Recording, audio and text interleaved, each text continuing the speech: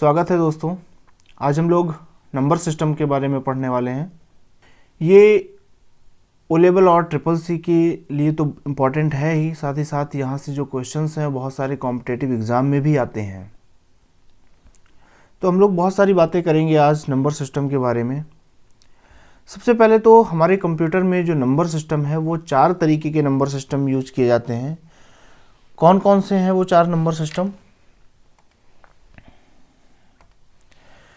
सबसे पहला है हमारा डेसिमल नंबर सिस्टम, दूसरा है बाइनरी नंबर सिस्टम, तीसरा है ऑक्टल और चौथा है हेक्साडेसिमल नंबर सिस्टम। ये 4 तरीके के नंबर सिस्टम है जो हमारे कंप्यूटर में यूज किए जाते हैं। आपको बता दें, कंप्यूटर जो होता है वो केवल और केवल एक भाषा समझता है, एक लैंग्वेज समझता है या एक नंबर सिस्टम समझता है, और वो है हमारा बाइनरी नंबर सिस्टम। आप सोच रहे होंगे कि जब कंप्यूटर हमारा केवल एक नंबर सिस्टम समझता है तो ये बाकी चारों नंबर सिस्टम कैसे कंप्यूटर में यूज किए जाते हैं।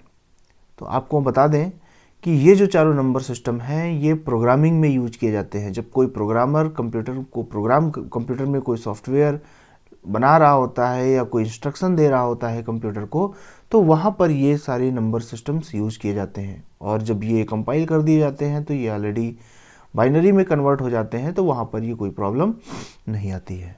ठीक है, तो इन चारों नंबर सिस्टम के बारे में एक एक करके हम लोग डिटेल में देखेंगे। इन चारों नंबर सिस्टम के बारे में बताने से पहले मैं आपको छोटी छोटी 2-4 बातें बता देना चाहता हूँ। जैसे आपने ये सब ने सुना होगा कि यूनी का मतलब क्या होता है 1, बाई का मतलब क्या होता है 2, ट्राई का मतलब क्या होता है 3। ठीक है, इसी तरीके से क्वाड का मतलब क्या होता है 4, पेंट का मतलब 5, हेक्स का मतलब 6, हैप्ट का मतलब 7, ऑक्ट का मतलब 8, इसी तरीके से नोन का मतलब 9 और डेक का मतलब 10। ठीक है, ये मैं आपको ये सब बातें इसलिए बता रहा हूँ ना, क्योंकि आपको ये चीज़ें रटनी ना पड़े, आप समझ करके सारी बातों को अपने ध्यान में रखो, कैसे ये सारी बातें हमें काम आएंगी। जैसे यहाँ पर एक नंबर सिस्टम है डेसिमल नंबर सिस्टम। ठीक है, तो सबसे पहले डेसिमल के बारे में बात करते हैं।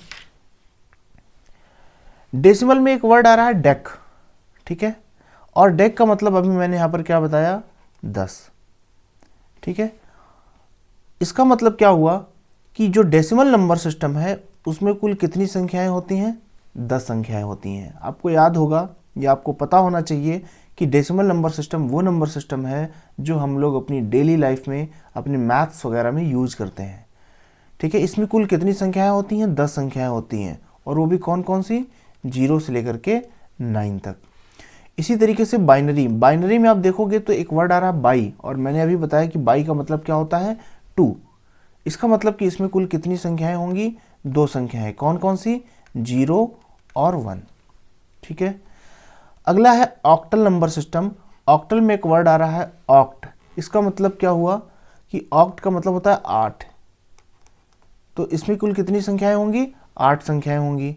0 से अगर हम स्टार्ट करेंगे तो 7 तक।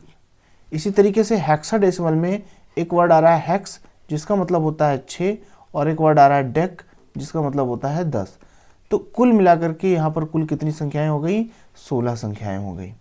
और ये 16 संख्याएं अगर हम 0 से स्टार्ट करेंगे तो कहाँ तक जाएंगी 15 तक जाएंगी।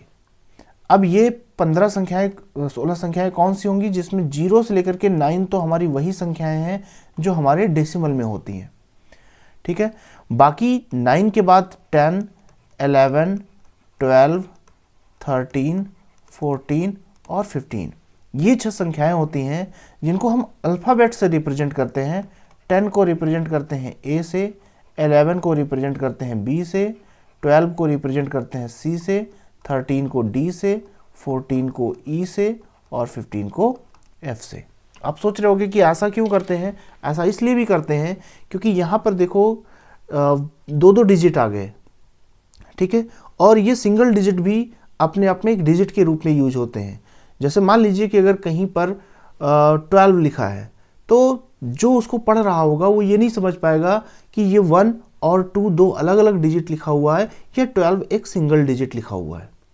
ठीक है, अगर आपको यहाँ पर कोई कन्फ्यूजन लगता है तो अभी इसके बाद जब हम लोग नंबर सिस्टम का कन्वर्जन करेंगे तो वहाँ पर आपको ये सब बातें क्लियर हो जाएंगी। ठीक है, तो यहाँ पर हम लोगों ने ये देखा कि कौन कौन से नंबर सिस्टम होते हैं और उनमें कौन कौन सी डिजिट्स यूज की जाती हैं। ठीक है, कुछ बातें हम लोग और देखते हैं। जैसे मान लीजिए कि हमने एक डिजिट लिख दी F32, मैं पूछूं कि ये किस नंबर सिस्टम में लिखा हुआ है, तो आप कहोगे सर ये हेक्साडेसिमल नंबर सिस्टम में लिखा हुआ है। बिल्कुल सही, ये हेक्साडेसिमल नंबर सिस्टम में लिखा हुआ है क्योंकि F वगैरह हेक्साडेसिमल में आते हैं। ठीक है, लेकिन यहीं पर अगर मान लीजिए मैं लिख दूँ 95, अब बताइए ये कौन से नंबर सिस्टम में है, तो आप कहोगे सर ये डेसिमल नंबर सिस्टम में है क्योंकि जो 9 है और 5 है ये सब डेसिमल में आते हैं। बिल्कुल सही आप कह रहे हो कि ये डेसिमल में आते हैं, लेकिन आप हमको एक बात ये बताइए कि क्या ये हेक्साडेसिमल नहीं हो सकता? क्या 9-5 हेक्साडेसिमल में नहीं आते? वहाँ पर भी आते हैं। तो यहाँ पर हम क्लियर ये नहीं कह सकते कि ये जो 9-5 है वो किस नंबर सिस्टम में लिखा हुआ है ना। इसी तरीके से मैं एक एग्जांपल लूँ 110। अब बताइए, आप कहोगे सर ये बाइनरी है क्योंकि इसमें 0 और 1 का यूज हुआ है, तो क्या 0 और 1 केवल बाइनरी में होता है? क्या ये डेसिमल नहीं हो सकता? क्या ये ऑक्टल नहीं हो सकता? क्या ये हेक्साडेसिमल नहीं हो सकता? कुछ भी हो सकता है। तो हम किसी भी नंबर को कैसे रिप्रेजेंट करें कि उसको पढ़ने वाला ये समझ जाए कि ये नंबर किस नंबर सिस्टम में लिखा हुआ है। ठीक है, तो यहाँ पर कॉन्सेप्ट आता है बेस का, या फिर इसी को हम बोलते हैं रेडिक्स। ठीक है, अभी हमने 4 तरीके के नंबर सिस्टम पढ़े, एक डेसिमल, दूसरा बाइनरी, तीसरा ऑक्टल और चौथा हेक्साडेसिमल।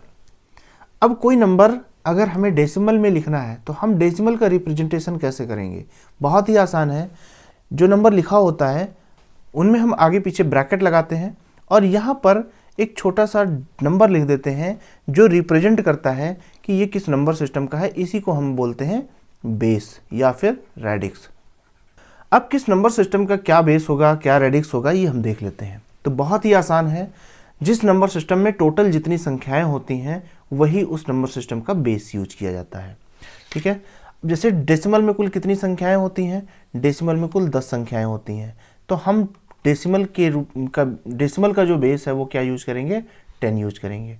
बाइनरी में कुल 2 संख्याएं होती हैं, तो हम 2 को बाइनरी के बेस के रूप में यूज करेंगे। इसी तरीके से ऑक्टल में 8 और हेक्साडेसिमल में 16।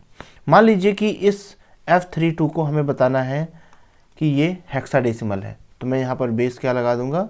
16। ठीक है, मान लीजिए कि इस 110 को हमें बताना है कि ये बाइनरी है, तो मैं यहाँ पर बेस क्या लगा दूंगा? 2 लगा दूंगा। इस 110 को अगर मुझे डेसिमल बताना है तो बेस 10 लगा दूंगा, और इस 110 को अगर मुझे ऑक्टल बताना है तो बेस 8 लगा दूंगा।